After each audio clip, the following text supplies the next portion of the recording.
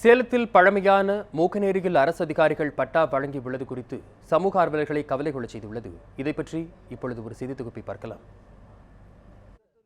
சேலம் சுற்றுவட்டார பகுதிகளில் கடந்த சில நாட்களாக பெய்த கனமழை காரணமாக கடல் போல் காட்சியளிக்கும் இந்த ஏரி மூக்கநேரி 58 ஏக்கர் கொள்ளளவு கொண்ட மூக்கநேரியை கடந்த 2010ஆம் ஆண்டு அரசிடம் இருந்து தத்தெடுத்து இதுவரை சுமார் 75 லட்சம் ரூபாய் மதிப்பீட்டில் பராமரிப்பு பணிகளை சேலம் மக்கள் குழுவினர் மேற்கொண்டு வருகின்றனர்.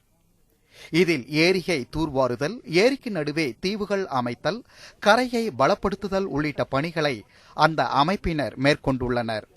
அத்துடன் ஏரியை ஒட்டிய சிறு பூங்காவையும் அவர்கள் அமைத்துள்ளனர்.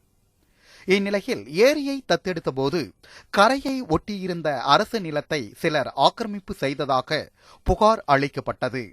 இதனையடுத்து பொதுப்பணித்துறையினர் அந்த ஆக்கிரமிப்புகளை அகற்றினர். இந்நிலையில் ஏரியை ஒட்டி விவசாயம் மேற்கொண்டு வந்த சிலர் ஏரி நிலத்தை ஆக்கிரமித்ததுடன் அதை தங்களது பெயருக்கு முறைகேடாக பட்டா வாங்கியுள்ளனர். மேலும் ஏரிக்கரையின் நடுவிலேயே முட்டுக்கள் நட்டு வைத்து தங்களுக்கு சொந்தமான நிலம் என்றும் ஆக்கிரமிப்பாளர்கள் மிரட்டுவதாக சேலம் மக்கள் குழு ஒருங்கிணைப்பாளர் திரு பியூஸ் புகார் தெரிவிக்கிறார். ஒரு ஏரியோட ஸ்ட்ரென்த்தே கரை தாங்க. இந்த கரையோட ஸ்ட்ரென்த்தை நீங்கள் வீக்கன் பண்ணிட்டீங்கன்னா it is an endangering public safety. இது ரொம்ப ஃபஸ்ட்டு நாங்கள் ஏரி ரீஸ்டோரேஷன் ஆரம்பிக்கும் போதே ஃபஸ்ட்டு வேலை எங்களுக்கு சொன்னதே எல்லாமே பிடபிள்யூடி இன்ஜினியர்ஸாக இருக்கட்டும், விஓவாக இருக்கட்டும், தாசில்தாராக இருக்கட்டும், நோட்டீஸ் எல்லாம் அமைச்சிருக்காங்க எனக்கு. இந்த மாதிரி ஏரி எந்த விதமான ஏரியோட பலத்தை, ஏரி கரையோட பலத்தை எப்படியும் வீக் பண்ணக்கூடாது.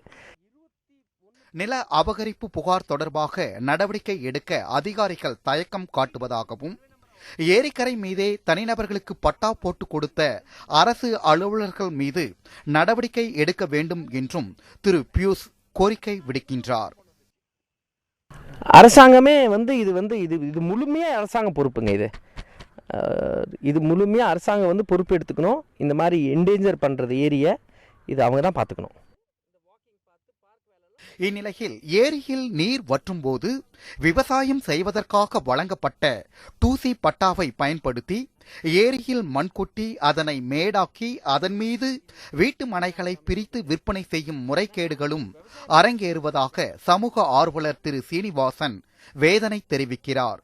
நீர்நிலைகளில் உள்ள இந்த மாதிரியான ஆக்கிரமிப்புகளை அகற்றாவிட்டால் சென்னையில் ஏற்பட்டது போல வெள்ள பாதிப்புகள் சேலத்திலும் ஏற்படும் என்றும் அவர் எச்சரிக்கை செய்கிறார். 2C பட்டாங்கன்னா மீன்பிடி பட்டான்னு சொல்லுவாங்க. அது எப்படின்னா உங்களுக்கு தண்ணி இல்லாதப்போ விவசாயம் பண்ணுறதும், அதுக்கப்புறம் தண்ணி வந்தப்போ அதை விட்டு விலகிக்குவாங்க. ஆனால் இப்போ என்ன பண்ணுறாங்கன்னா அந்த பட்டாவையை ஒரிஜினல் பட்டாவை மாற்றுறதுக்கு ஏற்பாடும், அது மேலே மண்ணை கொட்டி அங்கே தண்ணி வராமல் இருக்கிறதுக்கு ஏற்பாடு நடந்துகிட்ருக்கு. அது கவர்மெண்ட் உடன் ஆக்ஷன் எடுத்து அது ரிட்ரீவ், இல்லைன்னா ஏரியோட கொள்ளளவு குறைஞ்சினா நாளைக்கு மழை வரும்போது சென்னை மாதிரி எஃபெக்ட் தான் இங்கேயும் வர வாய்ப்பு உள்ளது. மாநகராட்சி மற்றும் பொதுப்பணித்துறை கட்டுப்பாட்டில் உள்ள ஏரியினை பிரித்து பட்டா வழங்கியது தொடர்பாக பொதுப்பணித்துறை அதிகாரிகளை நாம் தொடர்பு கொண்டு கேட்டோம். ஆனால் அவர்கள் இதற்கு உரிய பதிலளிக்க மறுத்துவிட்டனர். இருப்பினும் இதுகுறித்து விசாரிப்பதாகவும் அவர்கள் பதில் அளித்தனர். செய்திப்பிரிவு நியூஸ் 7 தமிழ்.